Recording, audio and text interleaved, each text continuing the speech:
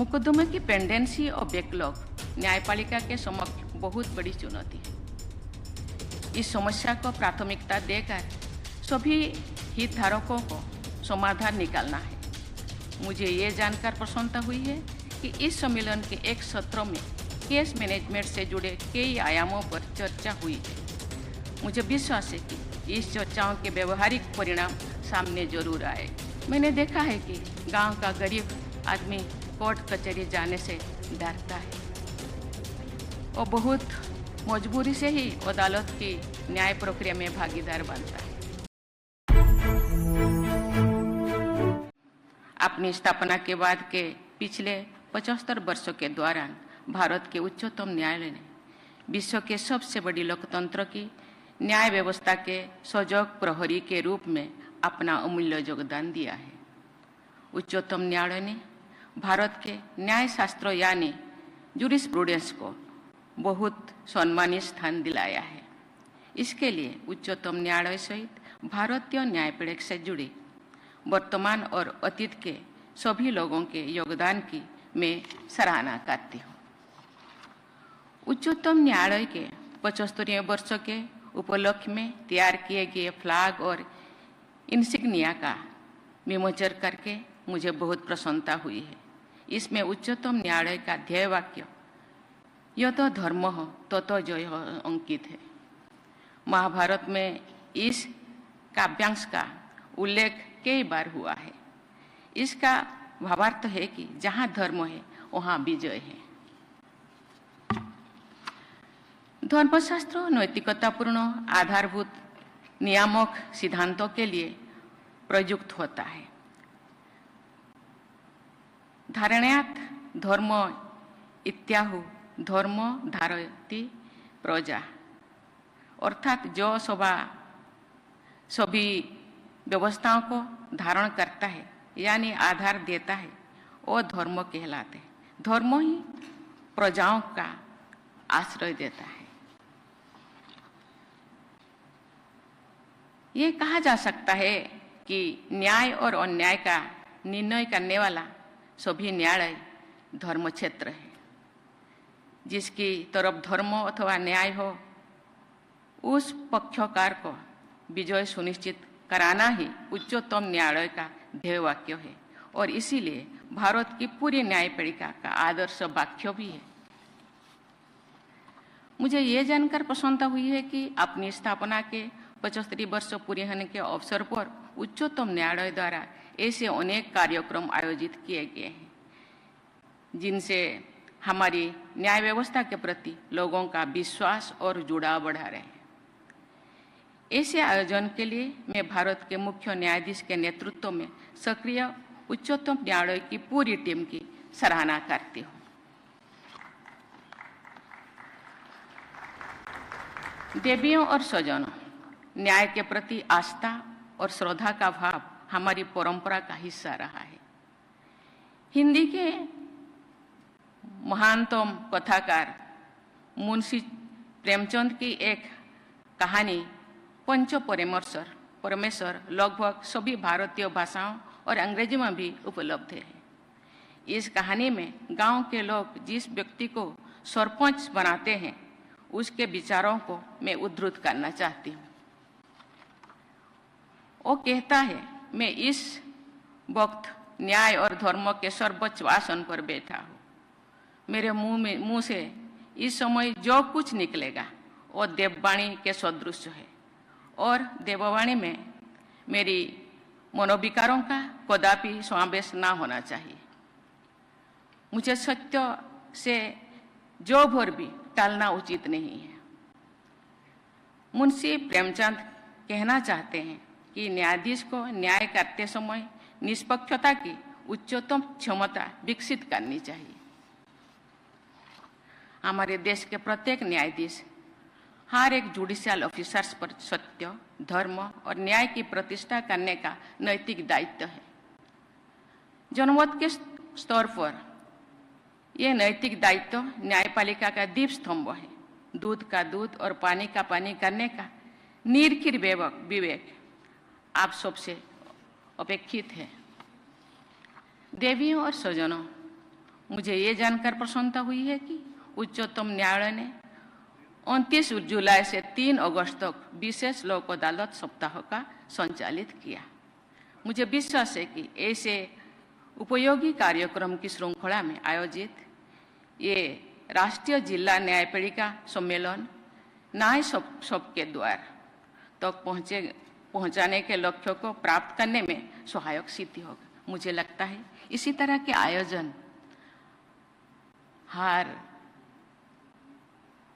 2 महीने में या 3 महीने में होना चाहिए।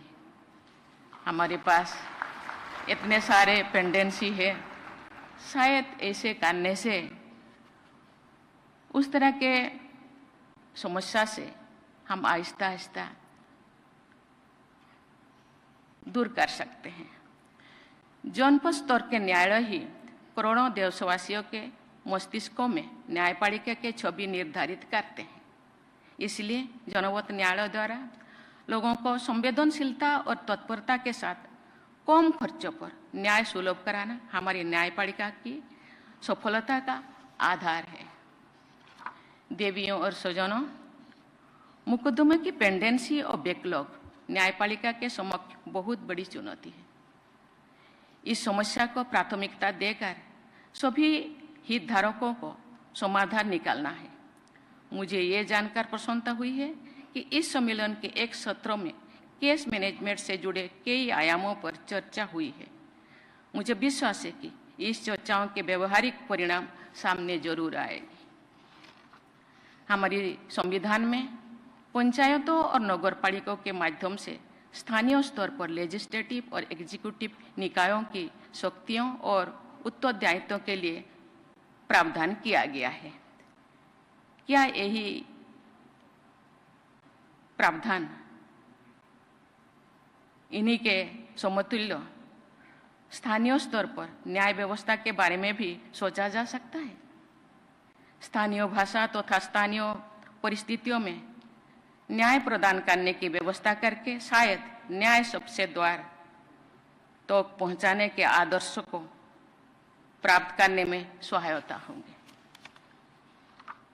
मुझे लगता है कि इस सम्मेलन में जनपद न्यायाधीश के साथ साथ सभी उच्च न्यायालयों के मुख्य न्यायाधीशों की भागीदारी से जनपद स्तर की न्याय प्रक्रिया को बाधित कर रही समस्याओं के व्यवहारिक समाधान स्पष्ट हुई होगी।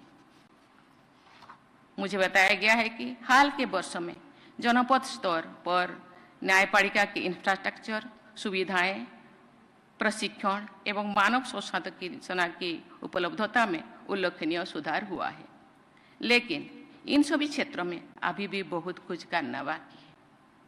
मुझे विश्वास है कि सुधार के सभी आयामों पर तेजी से प्रगति होनी चाहिए। मैं एक अच्छे बदलाव का विशेष उल्लेख करना चाहती हूँ। मुझे ये जानकर बहुत प्रसन्नता हुई है कि हाल के वर्षों में जुडिशियल ऑफिसर्स के चयन में महिलाओं की संख्या बढ़ी है। इस वृद्धि के कारण कई राज्यों में कुल जुडिशियल ऑफिसर्स की संख्या में महिलाओं की संख्या 50% से कहीं अधिक है। मैं आशा करती हूँ कि न्यायपालिका से जुड़ी सभी लोग महिलाओं के विषय में पूर्वाग्रह से मुक्त विचार, व्यवहार और भाषा के आदर्श उदाहरण प्रस्तुत करेंगे। हमारी न्यायपालिका के समक्ष ऐसे अनेक चुनौतियां हैं जिनके समाधान के लिए सभी हितधारकों को समन्वित प्रयास करना होगा। उदाहरण के लिए एविडेंस और विटनेसेस से जुड़े मुद्दों पर न्यायपालिका, सरकार और पुलिस प्रशासन को मिलजुल कर समाधान निकालना चाहिए।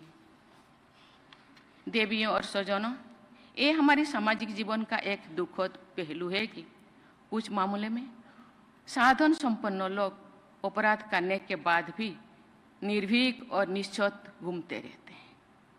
जो लोग उनके अपराधों से पीड़ित होते हैं वे डरे से में रहते हैं, मानो उन्हीं विचारों ने कई अपराध कर दिया है। महिला पीड़िताओं की स्थिति और भी खराब होती है क्योंकि प्रायः समाज के लोग भी उनके साथ नहीं देते। कभी कभी मेरा ध्यान कारावास कट रही माताओं के बच्चों तथा बाल अपराधियों की ओर भी चला जाता है। उन महिलाओं के बच्चों के सामने पूरा जीवन पड़ा है। ऐसे बच्चों के स्वास्थ्य और शिक्षा के लिए क्या किया जा रहा है, इस विषय पर आकलन और सुधार हमारी प्राथमिकता होनी चाहिए। बाल अपराधी भी अपने जीवन के आरंभिक चरण में होते हैं। उनके चिंतन और मानसिक स्वास्थ्य में सुधार के उपाय करना, उन्हें जीवन यापन हेतु लाभकारी कौशल प्रदान करना एवं उन्हें निःशुल्क कानूनी सहायता उपलब्ध कराना भी हमारी प्राथमिकता होनी चाहिए।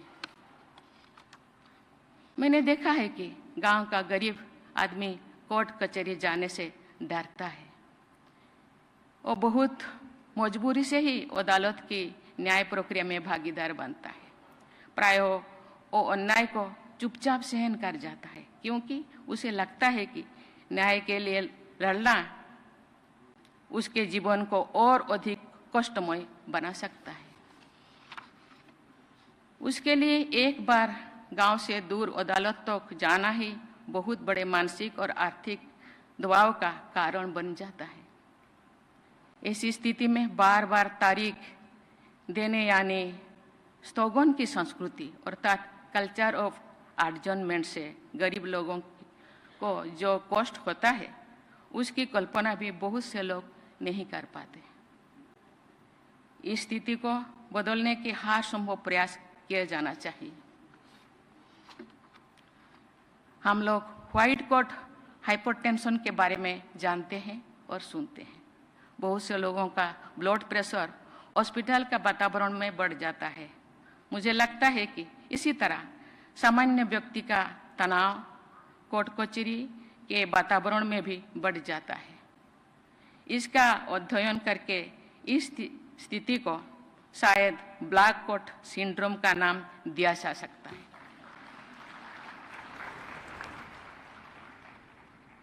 अदालत में सामान्य लोग घबराहट में प्रायः अपने पक्ष में बातें भी नहीं कह पाते हैं जो वे अच्छी तरह से जानते हैं और कह सकते हैं, लेकिन कह नहीं पाते।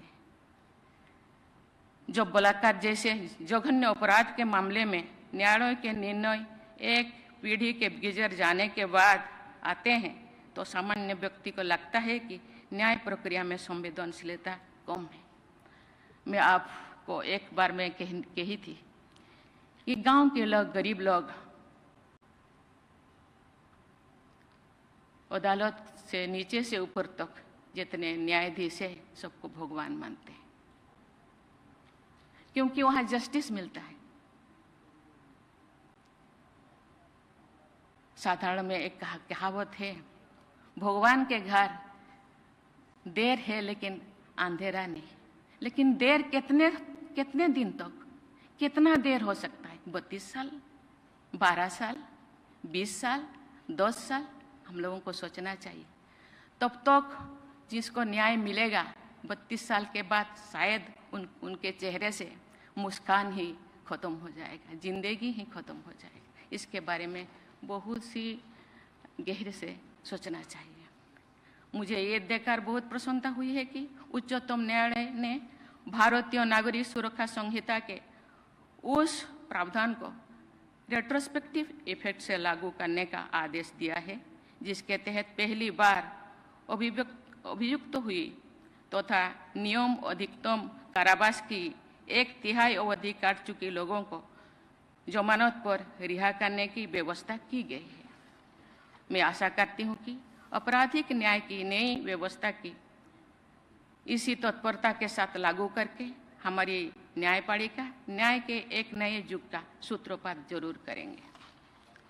भारत के मुख्य न्यायाधीश महोदय ने सभी नागरिकों के लिए न्याय तक पहुंचने सुनिश्चित करने का संकल्प के साथ इस सम्मेलन का आयोजन कराया है। न्याय सुलभ करने का ये संकल्प सिद्ध हो, इसी शुभेच्छा के साथ मैं अपनी वाणी को विराम देती हूँ। जय हिंद, जय भारत।